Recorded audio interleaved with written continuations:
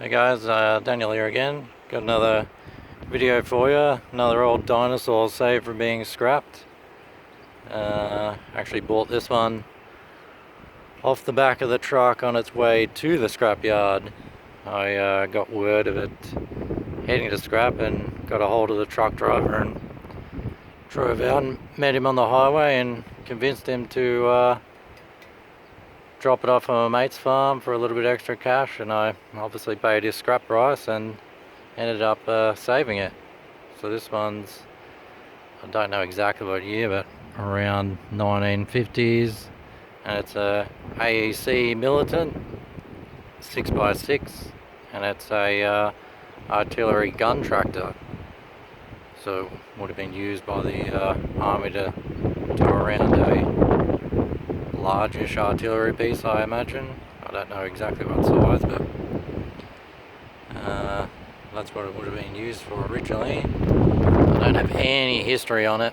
Apparently the bloke was scrapping a heap of farm equipment on a deceased estate or something to that nature, and he obviously had no interest in getting any information about it.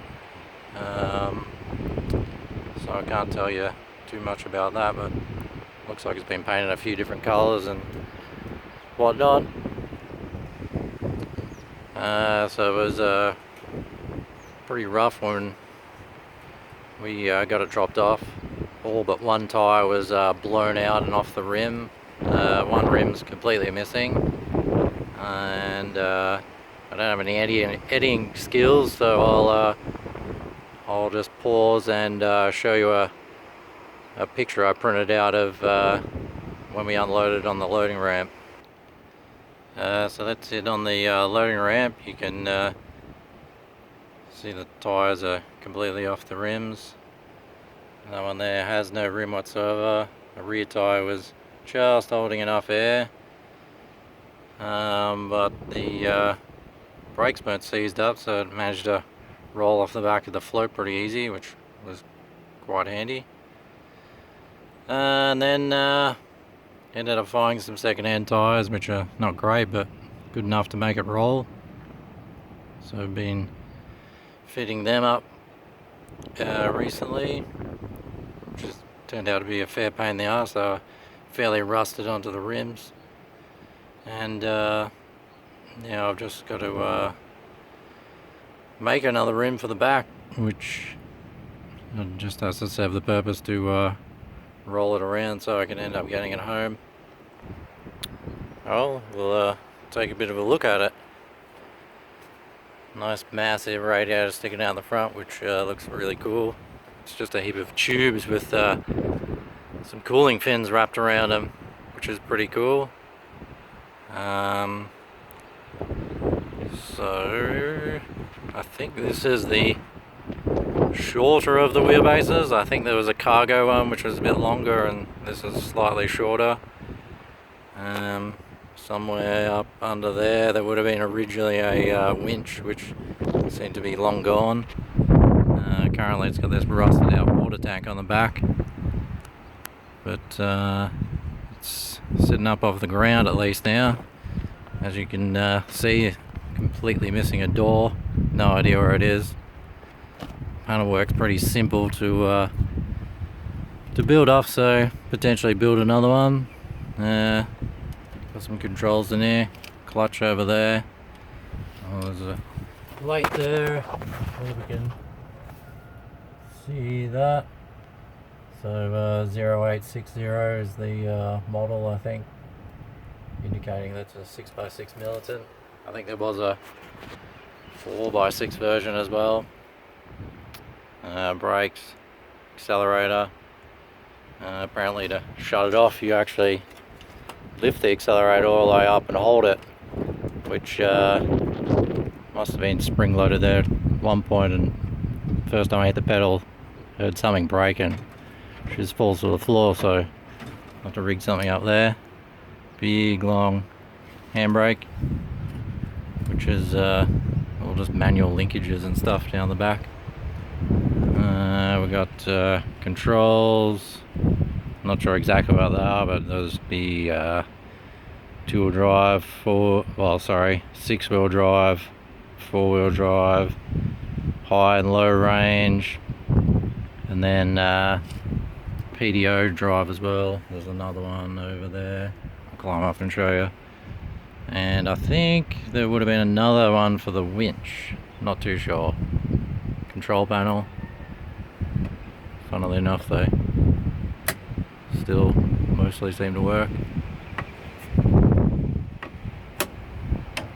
I'd say the wiring's had better days though. We'll go around the other side and I'll come back and climb in. Plenty of ground clearance under there. At least it's easy to get underneath, being high off the ground. Everything is just massive. Huge diff, huge sump. Apparently they were reasonably indestructible from what people tell me. So this is the side that's yet to be assembled.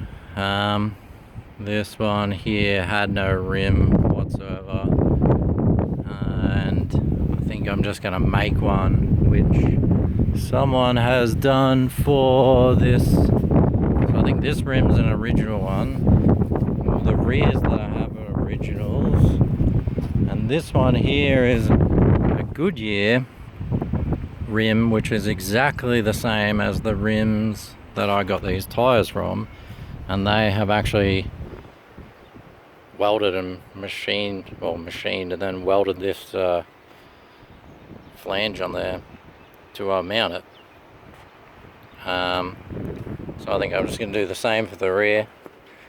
It's not going to move very far and probably quite some years, so as long as it rolls, that'll be good enough for me.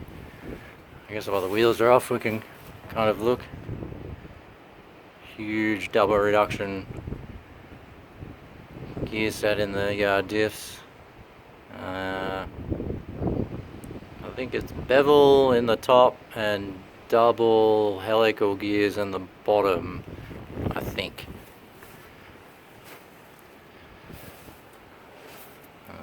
Diff there. See the water tanks long gone. But there's some usable steel in there, cut up and make out of something. So I guess the back here you can see, I think this is where the winch, well, this is a PDO drive coming out, and the mounting brackets don't look original, but the bearings don't either, so maybe someone fitted new bearings, made new brackets to accommodate them, but the original winch looks to be chain driven, so I'm assuming that's what this is for. Up on top there's some brackets being cut off, which I'll probably show you from the other side. I don't know the lights all that great here, but transfer box there.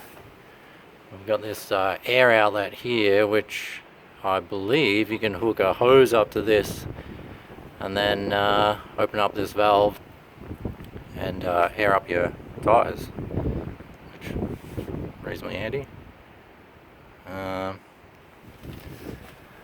What else is here?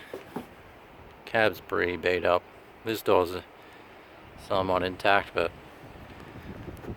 stuck on there. The hinges are totally rusted off. But it's all pretty flat panels. All the corner radiuses are a different panel, so not really that hard to make. The inside the back wall here is just I don't know, 20 by 20 SHS by the looks of it. Exhaust completely gone. Intake would have been through this hole here. Top of the gearbox. Now if I crawl down under here, the other side of the transfer case. Coming back. Oh, you can. This is a handbrake linkage. It's all mechanical. The main brake's just straight air by the looks of it. But the handbrake sort of just comes on and acts on the push rods or whatever they're called for then running into the actual brakes. It's got these limiting straps here to stop the travel. This is the other side of the video drive. You can see, like, this is not really a factory bracket. This has been welded on, but I doubt these original bearings. They look a bit more modern, so who knows what's been modified over the time. And I just noticed before that this bracket's been cut off, and I believe this is where the winch might have been half mounted. Not too sure. I have some black and white pictures, but not very clear. We've got our linkages back here, be high, low, and the PTO drive. And this linkage, I'm assuming, would be 4-wheel drive, 6-wheel drive. And now we'll go in front of this because it's got an interesting spot. Crawl under here. Now the back of the gearbox here, like a not a harmonic balancer, but just a drive pulley there, and the air compressor is mounted up and running off the back of the gearbox, which I don't know if it was common for the time, but I've never seen anything like that before. It's kind of cool and interesting, and presumably that shaft is just running live when the clutch is operating, or disengaged, I guess. Either way, why it's spinning.